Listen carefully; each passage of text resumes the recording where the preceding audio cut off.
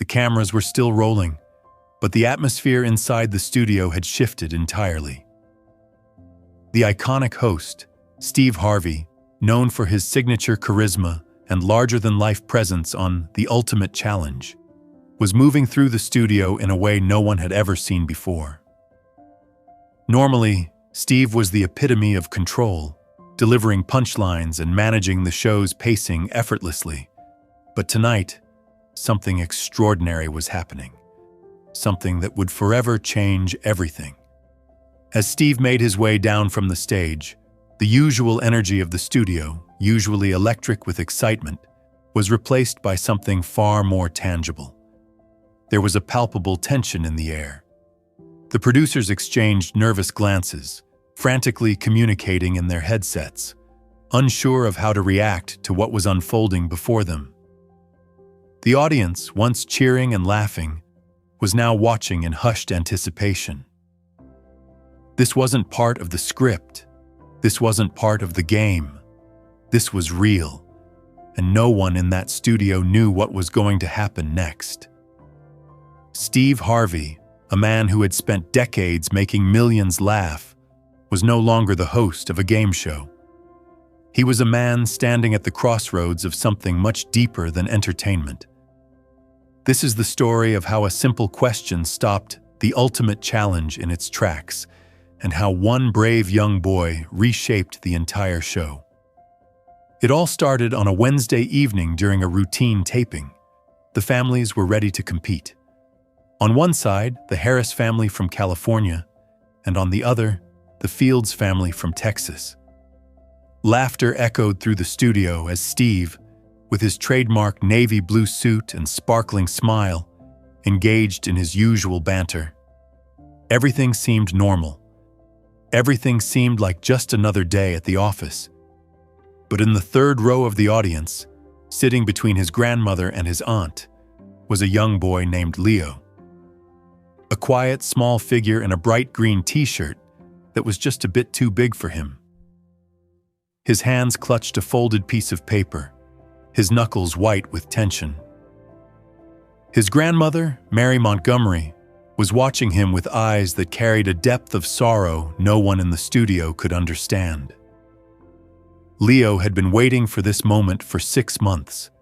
Since the death of his mother, he had been counting down the days for a chance to ask one very important question. As the game proceeded, Steve cracked jokes, the families laughed, and the audience roared with excitement. But then, during a brief commercial break, something happened that would stop everything in its tracks. Leo leaned over to his grandmother, his voice barely a whisper. She shook her head gently, trying to quiet him, but Leo was determined. He had come here for a reason, and it was time to ask. The cameras came back on, and Steve was mid-laugh, engaging with Mr. Harris about his family's answer to a survey question. But just as the energy in the room reached its peak, a voice, small and hesitant, cut through the laughter. "Mr. Steve." For a moment, no one reacted. The laughter continued. The game progressed. But then the voice came again, this time with more urgency, more courage than a child his age should have been able to summon. "Mr. Steve Harvey, I have a question." The room grew still. Steve paused, his trademark grin fading slightly as he looked toward the audience, trying to pinpoint where the voice had come from. The cameras quickly swung toward the crowd, and the producers in the control room began gesturing nervously. They were unsure whether to cut away or let this interruption continue. And then, they saw him. Leo, standing on his seat, one hand raised high, the other still clutching the folded paper.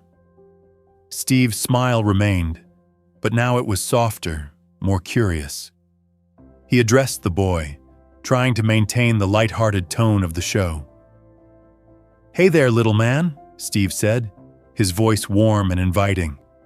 "We're in the middle of something here. Can you hold that thought?" But Leo didn't sit back down. His grandmother tried to pull him gently into his seat, but Leo shook his head, a quiet determination in his eyes. Then he spoke the words that would change everything. "My mama said you were the only one who would understand." The laughter ceased immediately. The room became silent, the weight of Leo's words hanging heavily in the air. Steve, who had faced countless moments of chaos and confusion on live television, felt something in those 8 words that reached deeper than anything he had ever encountered. Behind the scenes, someone whispered into a headset, "Cut," but no one cut. The cameras kept rolling, and Steve, for the first time in his career, stepped away from the stage. He handed his microphone to an assistant and began to walk down the steps, heading straight into the audience. The studio, once a place for high-energy competition and entertainment, was now a space for something much more profound. The audience parted as Steve made his way through, all eyes on him. He reached Leo, knelt down in front of him, and for the first time that day, Steve Harvey wasn't performing. He wasn't the host of a game show. He was just a man who had lived through loss, who understood the kind of pain Leo was feeling. "What's your name, son?" Steve asked softly, his voice no longer the boisterous, comedic tone he was known for, but a voice of compassion. "Leo," the boy whispered. "Leo, that's a strong name. Now what's this question you have for me?" Leo's hands trembled as he unfolded the paper, the edges worn and frayed from being folded over and over again. His grandmother, still unsure, reached out to stop him, but Steve, with a look of quiet understanding, gently shook his head. "Let him speak," he said. Leo held up the paper, but his hands were shaking so much that he couldn't read it. Steve noticed this and knelt further down, so his eyes were level with the boy's.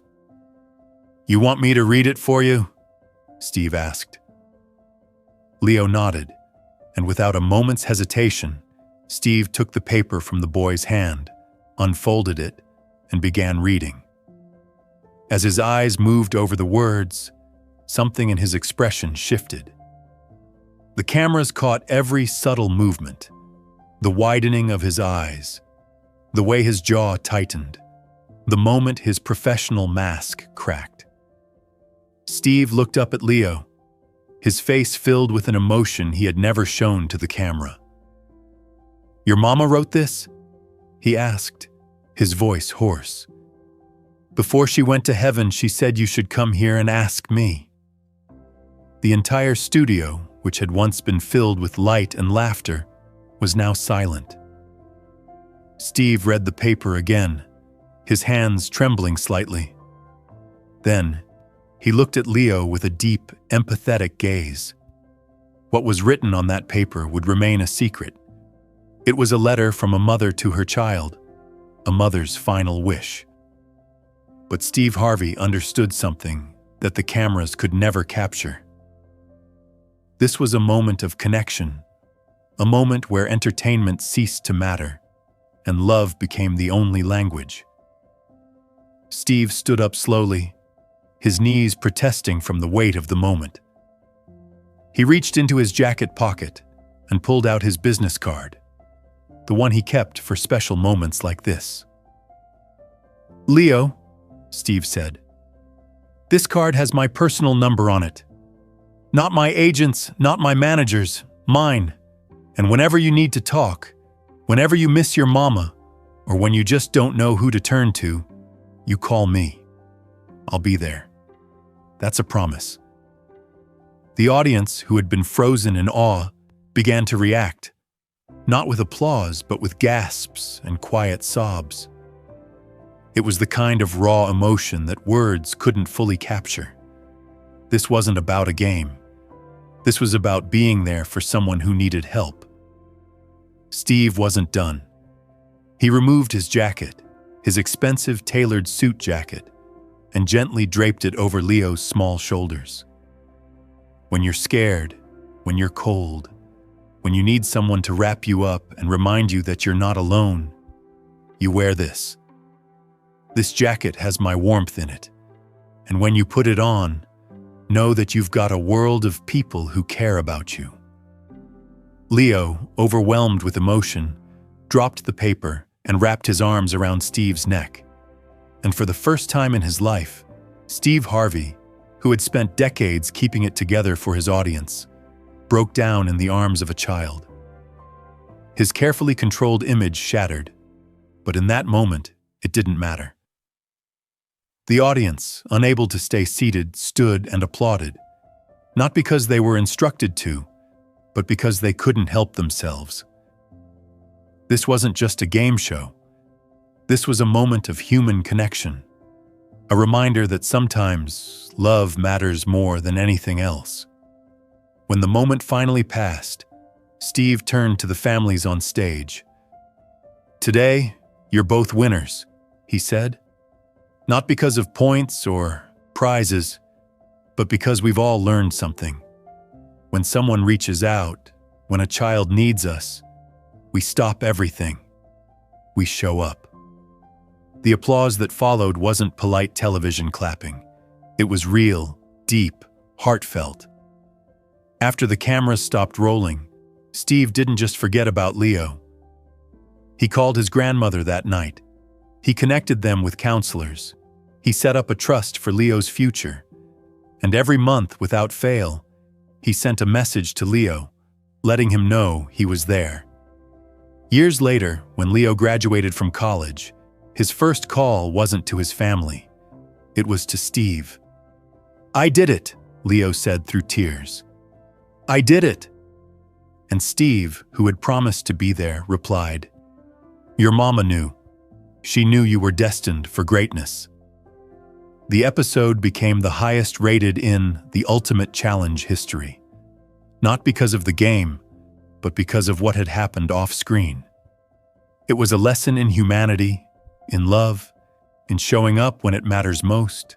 Share and subscribe, because this story isn't just a moment in television. It's a moment that reminds us all what really matters.